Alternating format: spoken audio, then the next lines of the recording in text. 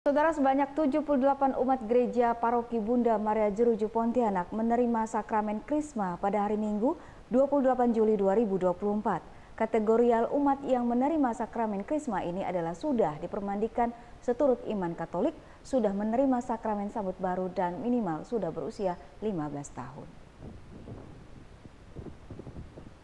Suasana misa penerimaan sakramen Krisma di Gereja Bunda Maria Jeruju Pontianak ini berlangsung meriah dan hikmat.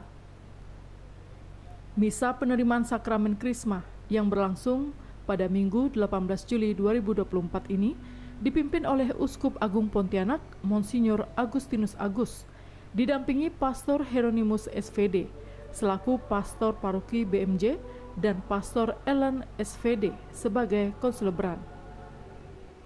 Uskup Agus menyampaikan, dewasa dalam iman tidak cukup dengan kekuatan sendiri, tetapi juga harus dengan kurnia dari Tuhan.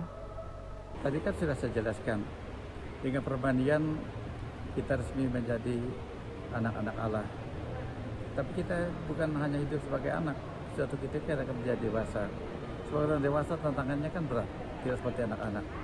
Supaya bisa kita sungguh-sungguh hidup sebagai orang yang dewasa dalam iman, kita tidak cukup dengan kekuatan sendiri. Kita membutuhkan kekuatan dari Tuhan. Simbolik peranan Tuhan dalam hidup kita itulah dengan mengirimkan kurnia Roh Kudusnya. Ada semangat kealahan harus dimiliki seorang yang sudah dipermandikan agar dia bisa hidup sebagai orang dewasa dalam iman. Kenapa? Sama seperti anak kecil, waktu bayi dia tergantung orang. Tapi kalau dia sudah mulai berjalan, dia sudah bisa pilih mana baik, mana buruk, ya. Sudah bisa mengatakan yang dia suka, tidak suka. Di situ tantangan hidup baru dirasakan, dan untuk itu kemampuan intelektual pun sering tidak membuat orang sanggup untuk mengatasinya. Menurut Uskup Agung Pontianak Monsinyur Agustinus Agus, kontribusi umat yang sudah menerima sakramen Krisma harus mampu menjadi saksi atas iman Katoliknya. Komitmen tersebut harus dilakukan juga dengan perbuatan nyata. Kontribusi antara lain kesaksian. Jangan sudah Krisma ada masalah sedikit marah, ya. Sudah Krisma cepat berkata, sudah Krisma tidak mau aktif, ya kan? Sebetulnya kesaksian itu harus melalui kesaksian pengalaman hidup sehari-hari. Kata-kata sudah terlalu banyak, ya. Misalnya, dia sudah Krisma, dia sudah tahu bahwa tantangan besar, punya pacar yang bukan Katolik misalnya, itu tantangan real. Atau dia sudah sarjana, nganggur. Bagaimana mengatasi itu? Putus asa, memperoleh orang dan sebagainya. Hari ini Bapak Uskup Monsinyur Agustinus Agus menerima sakramen Krisma kepada umat Paroki Bunda Maria Jeruju sebanyak 78 orang. Dan penerimaan sakramen Krisma pada hari ini berjalan dengan baik, lancar, dan tentunya ini satu awal baru untuk para Krismawan Krismawati untuk tampil sebagai saksi Tuhan di tengah kehidupan dunia saat ini, menjadi garam dan terang bagi dunia, bagi sesama.